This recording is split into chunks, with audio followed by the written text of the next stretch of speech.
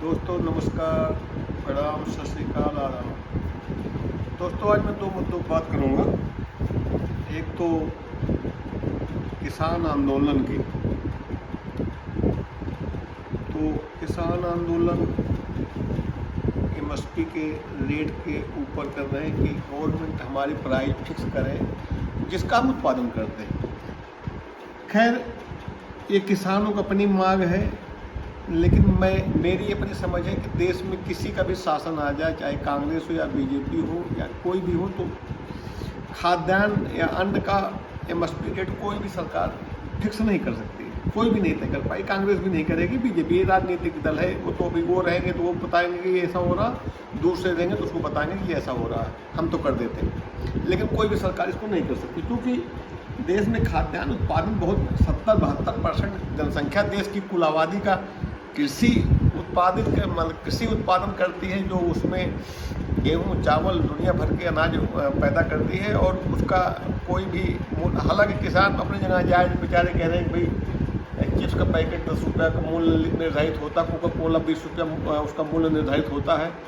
सिर्फ देश में एक अनाज है जिसका कोई मूल्य निर्धारण नहीं होता।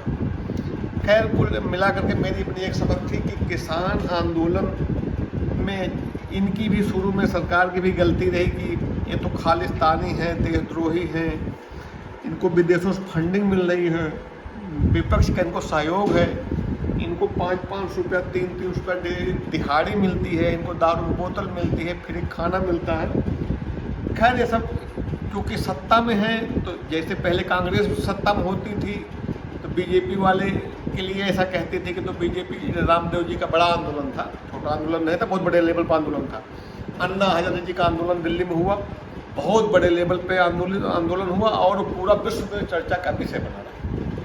तो क्योंकि कांग्रेस सत्ता में थी, उनको यही घमंड था कि मेरे पास सत्ता कभी नहीं जाएगी, तो उसको वो अपने बचाव में उसके पास एक ही वो होता था कि इसको तो बीजेपी प्रायोजित है, बीजेपी वाले को सपोर्ट कर रहे हैं।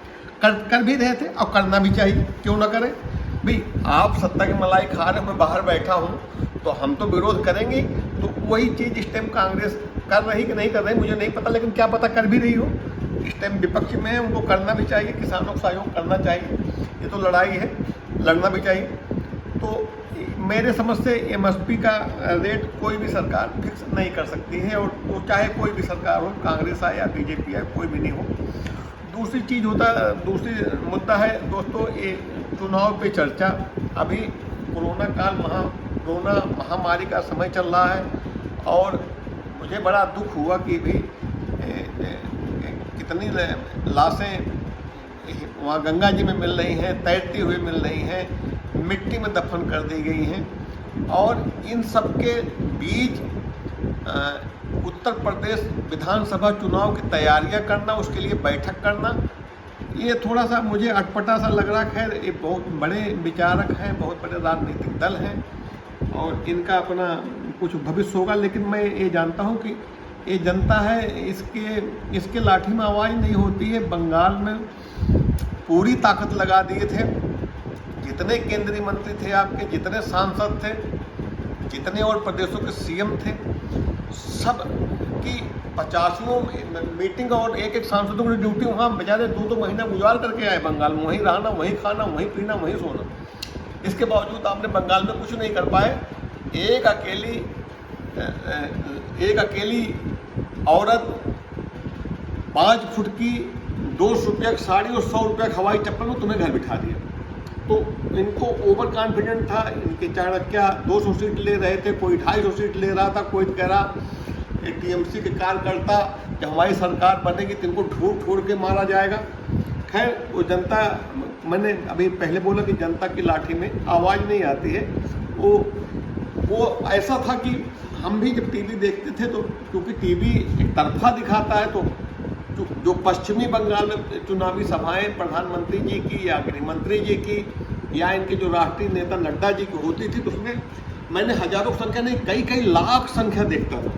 और जो पूर्वी बंगाल में चुनाव होता था, वो सच्चाई ये थी कि पश्चिमी बंगाल में जो उनकी चुनावी सभाएं होती थी, तो उसमें कई करोड़ रुपए खर्च किए जाते थे, और बिहार से जनता बस भर भर के जाती थी।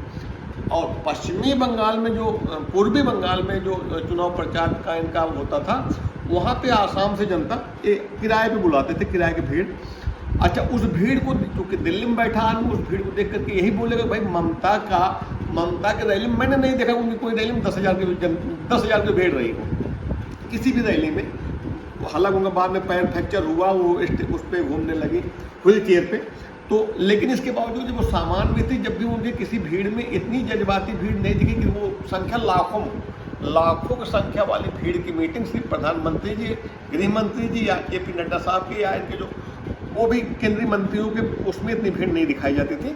लेकिन क्योंकि तीनों बड़े नेता थे, इनके लिए भीड़, अच्छा उस भीड़ के उन्माद को देखते हुए चाहे मीडिया अपना अनुभव लगा रही हो या जनता जो समझ रही थी भाई आपकी बार तो ममता की सरकार, लेकिन पता नहीं कैसे मुझे विश्वास था कि ऐसा शायद नहीं होगा। ये सब चीज़ें जो रूलिंग पार्टी होती है, सब चीज़ें करती है।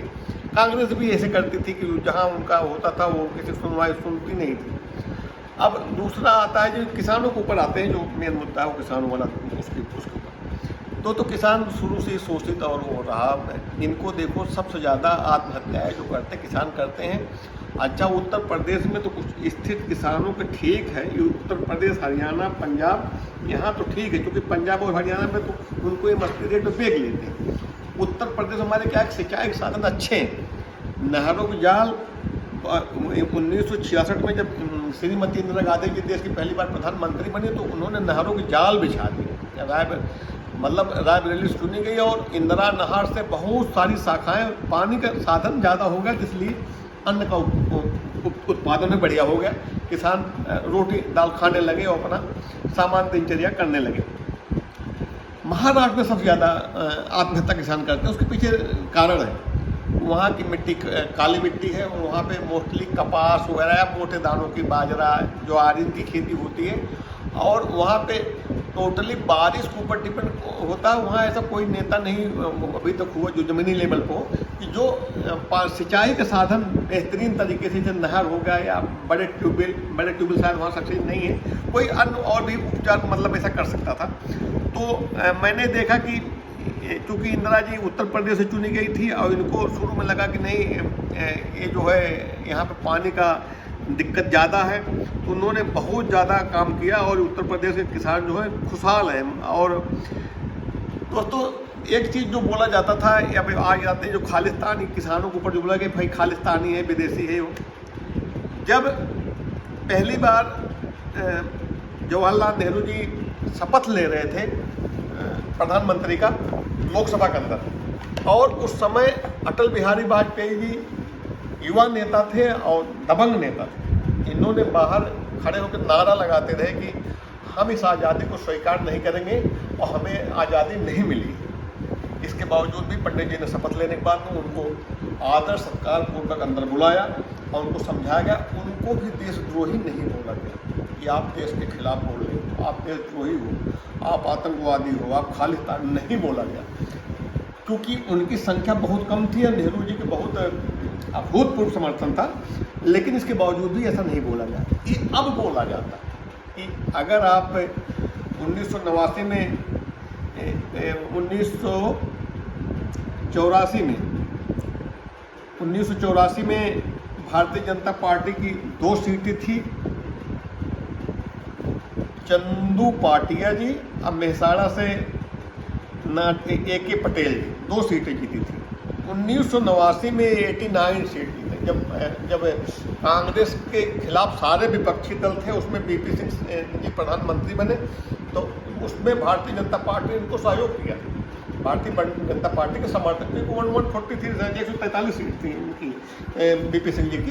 तो भारतीय जनता पार्टी अपना सपोर्ट देके इनको प्रधानमंत्री बनाया था। तो दोस्तों हर प्रधानमंत्री जो भी देश के नेतृत्व किया है, अपने अपने समय पे सब लोग अभूतपूर्व काम किए, बढ़िया काम किए। और इसी कांग्रेस में PV नरसिम्हा राव जी का जो शासनकाल था वो एक अभूतपूर्व, मतलब ऐसा काम तो कोई प्रधानमंत्री में था कि GDP का ग्रोथ जो उस समय हुआ था आज तक के इतिहास में कभी नहीं हुआ है। तो जो जिस लायक है सभी लोग अच्छा काम किए हैं। अब आप किसी को जो आपके खिलाफ आया आपसे सवाल करें, उसको आप देशद्रोही बोल दो, खालिस्तानी बोल दो, पाकिस्तानी बोल दो, इसको शायद इसका मैं समर्थन नहीं करता हूँ। विरोध करने का तरीका होता है, अगर किसान बेचारे आंदोलित हैं, आंदोलन में बैठे हैं, तो उनसे आप बात कीजिए, उनको समझाइए, बुझाइए, वो एक तरीका है। लेकिन आप उनको पहले ही भड़का दो और उनको एकदम भड़काऊ भाषण दो आपके, तो वो ठीक नहीं लगता है। और फिर कोई नेक्स्ट वीडियो में मिलेंगे आपसे। जय हिंद, जय भारत।